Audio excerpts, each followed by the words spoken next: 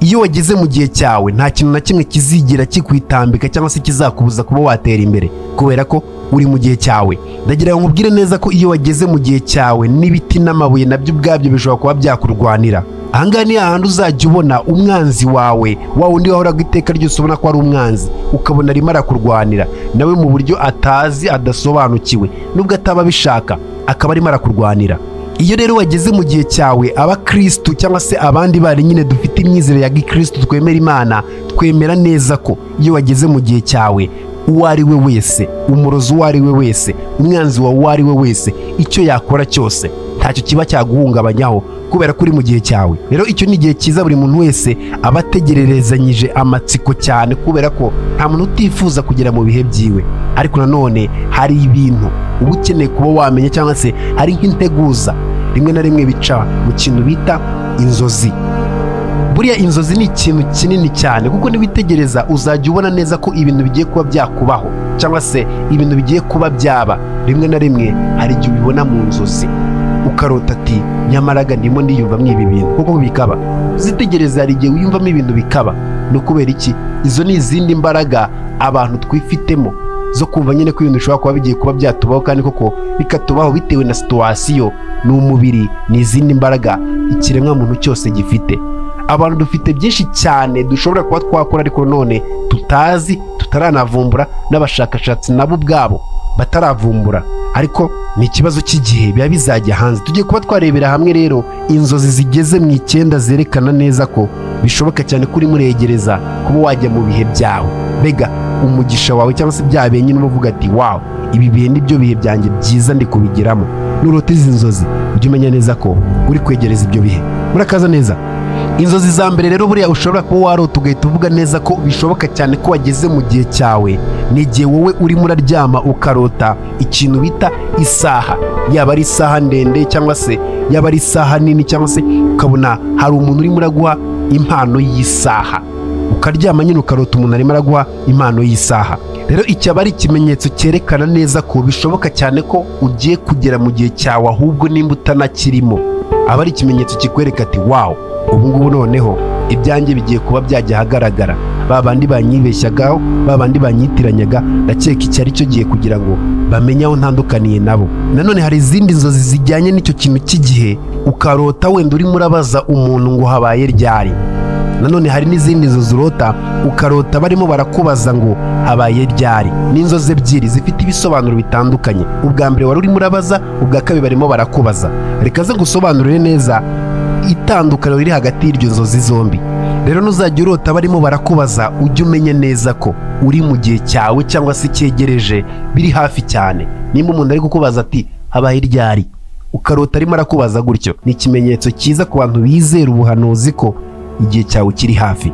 Ikimenyetso rero cya kabiri, nimba uri umugore cyangwa se uri umukobwa ukaba urimo urarota urimo urabyara, mbega nyine urimo uratanga ubuzima, icyo gihe wowe ukabyarawe ujye umenya neza ko ibihe byawe ubyegereje ubirimo.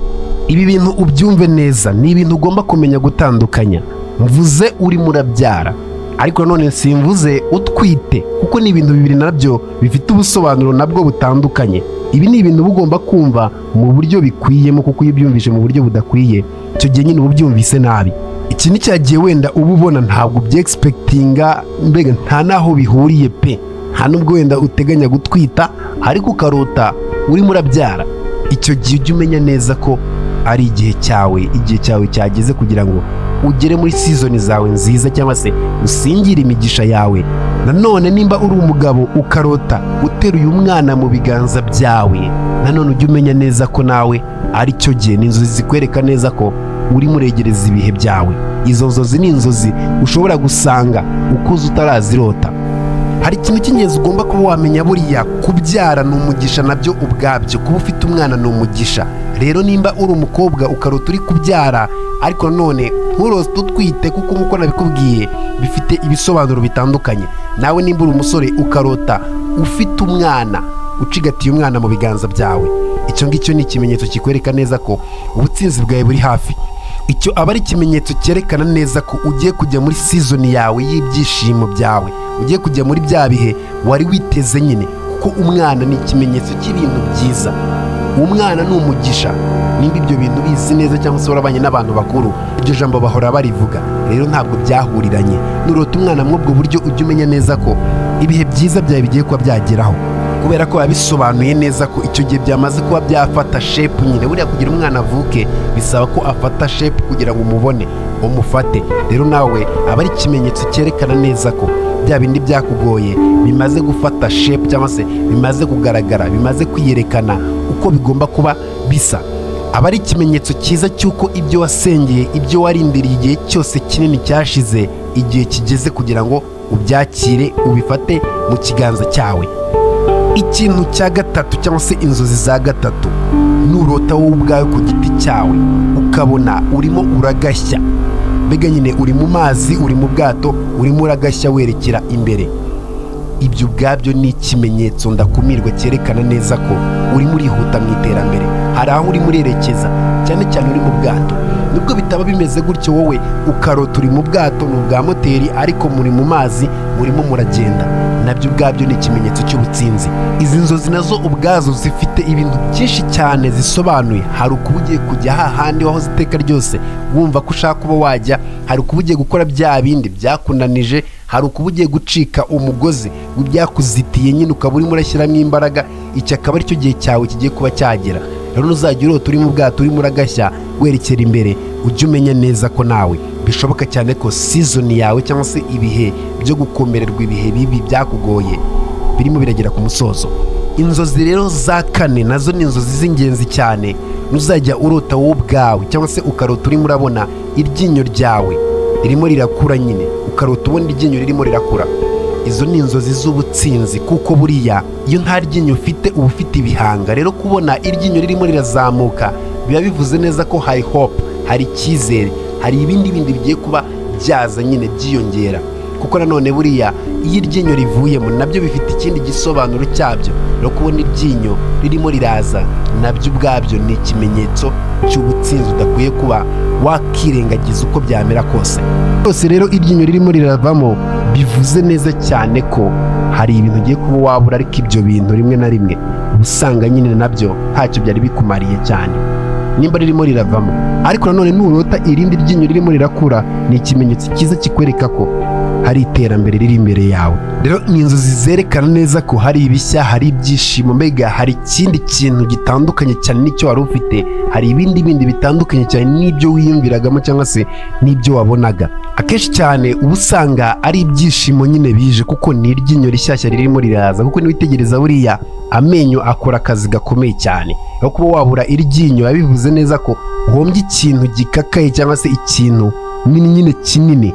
Rero mu nzozi bivuze neza ko ubuhombye ikintu kinini ariko nanone kitari cyiza kikaba kivuyemo. Rero iyo wongeye kurota hari iryinyo ririmo rirazamuka cyangwa se rimera, icyo gihe nanone uba urimo urarota ko hari ibindi byizero, hari ibindi byiringiro, hari ayandi mizero agiye kuba yakura. Nuzajya urota rero iryinyo ryawe ririmo rirakura, ujye umenya neza ko bishoboka cyane ko ugomba kwitegura ko new season cyangwa se ibihe byawe bishya bigiye kuba byasesekara cyangwa se bigiye kuba byakugeraho. Biba byiza rero gutangira kubyitegura, kuko aba ari ibihe nyine byiza. Ikintu cya gatanu cyangwa se inzozi za gatanu, urota ugahita umenya neza ko uri kwegereza cyangwa se ugiye kugera mu bihe byawe. Nuzajya urota wowe ubwawe urimo urakora examen, wumve neza, ariko ugakora examen mu nzozi zimwe, mbega nyine ukaba urimo urarota uri gukora examen, ariko none ukakira result ukabona ufite amanota meza, ukabona watsinze ya examen wakoraga muri izo nzozi. Bitandukanye cyane no kurota uri gukora examen ntubona amanota. Oya, ndavuga mu gihe warose uri gukora examen hanyuma n'amanota nayo agahita aza ugahita uyabona.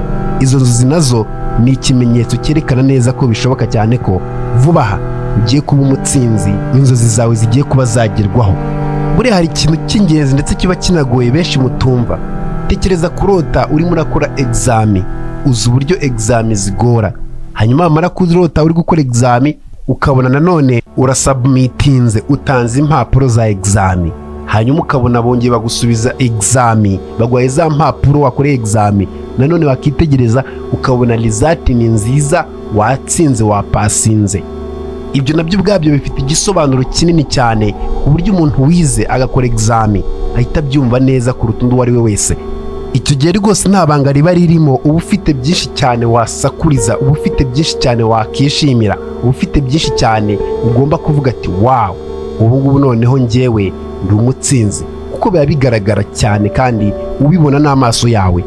Izindi nzozi za gatandatu rero buriya zerekana ko uri hafi yo kuba waba umutsinzi cyangwa se wegereje ubutsinzi bwawe, n'igihe wowe ubwawe warose urimo uragura umugati, cyangwa se nanone bitaba ari ibyo ukarota hari umuntu urimo uraguha umugati.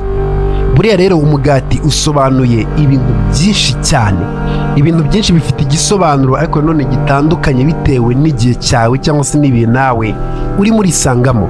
Umugati buriya ukoreshwa nyine kugira ngo abantu barye bahage, mbega nyine ubakize inzara. Rero nimba witeguye cyangwa se nimba urimo urabona uri kwakira uwo mugati, cyangwa se urimo urabona nyine urimo uragura uwo mugati, cyangwa se hari undi muntu urimo urawuguha, bivuze neza ko ni ikimenyetso kikwereka ko gutabarwa kwawe cyangwa se igihe cyawe nacyo kiri hafi, ugomba kucyitegurira ndetse ugomba no kucyakira ndetse cyane. Izindi nzozi rero buriya za karindwi nazo ubwazo zishobora kuba zagutungura. Ntuzajya urota wowe ubwawe urimo uragura ikintu bita imbwa. Imbwa ziriya zisanzwe cyangwa se ibibwana nyine biriya bitoya urimo uragura ikibwana, cyangwa se ukarota ubona bikugaragiye ibibwana. Ndagira ngo ubwire neza ko bishoboka cyane ko igihe cyawe cyo kurira cyangwa se igihe cy'imibabaro nacyo ubwacyo kiba kimeze nk'aho kigiye kuba cyajya ku musozo. Ibyo ubwabyo bahita bivuga neza ko ari niyo season cyangwa se n'intangiriro yawe nshyashya. Bivuze neza ko blessing yawe cyangwa se umugisha wawe uri mu nzira, ugiye kuba watangira kandi vuba bidatinze. Inzozi rero za munani yawe ku giti cyawe urimo urasarura. Rimwe na rimwe wakitegereza ugasanga nta kintu gihari cyo kuba wasarura. Ni inzozi nyine urimo uragira, urimo urasarura wishimye, mbega ubona umeze nkaho nyine urimo urakira ibyo wavunikiye. Ndagira ngo ubwire neza ko season yawe cyangwa se ibihe byawe biba byegereje, cyangwa se bitaba ari ibyo ngibyo wowe ukarota urimo urabona icyo bita flower cyangwa se indabyo zirimo zirarabya, mbega nyine ukabona uburabyo burimo buragwa mu nzu yawe, cyangwa se ukabona indabyo nyine zimeze neza. Icyo gihe nanone ujye umenya neza ko ari season yawe. Izindi nzozi rero za cyenda zo zinatangaje cyane, ni igihe wenda uzajya ubona wenda utwaye imodoka ugahagarara, cyangwa se ukabona hari ikintu nyine wari uriho cy'ikinyabiziga, hanyuma ukabona ugeze hariya muri traffic jam cyangwa se hariya mu maferuje, ukabona igitara cy'icyatsi kiratse nyine kikubwira ati komeza. Cyangwa se nanone ukaba urimo uragenda n'amaguru ukabona itara ry'icyatsi, cyangwa se hariya batambukira mu muhanda ukabona itara ry'icyatsi riratse. Ubwaryo itara ry'icyatsi rivuze green light, rivuze ati hari uburenganzira bwo kugenda. Ni ikimenyetso cyiza kikwereka ko ari cyo gihe cyo kugira ngo wavanse usingire bya bindi byawe cyangwa se wakire iterambere ryawe, kubera ko buriya iyo ryatse umutuku rifite ubusobanuro butandukanye cyane n'ikindi icyo ari cyo cyose. Rero iyo ryatse icyatsi naryo bivuze neza ko hari ubundi busobanuro, ndetse ubwo busobanuro ugomba kwitaho ndetse ukanamenya. Niyo ryatse orange nabyo bifite ubusobanuro bwabyo, ariko iyo ryatse icyatsi ujye umenya neza ko ni green light, ni uburenganzira nyine, nicyo gihe ngo wavanse. Ntuzajya urota rero izo nzozi, nushaka uzubyuka unanure nk'aho uri umwana w'umwami cyangwa se uri igikomangoma, kuko season zawe cyangwa se ibihe byawe biba biri hafi yabyegereje, kubera ko ibihe byawe, imigisha yawe cyangwa se ibyo waruhiye nanone biba biri hafi kuba byagerwaho. Ndagira ngo ubwire neza ko byose bitangira nyine mu bimenyetso. Haba hari ikintu kikwereka ko ushobora kuba ugiye gutera imbere, kiba gisigaye wowe nkawe ni ugukanura nyine ukareba icyo kintu ukacyakira ukavuga ati wow, it is very nice, ukemera ko ibyo bintu bigiye kuba byaba ndetse ukitegura nyine kubyakira. Nakoze cyane rero kubana nanjye, utibagirwa ukagenda udakoze subscribe.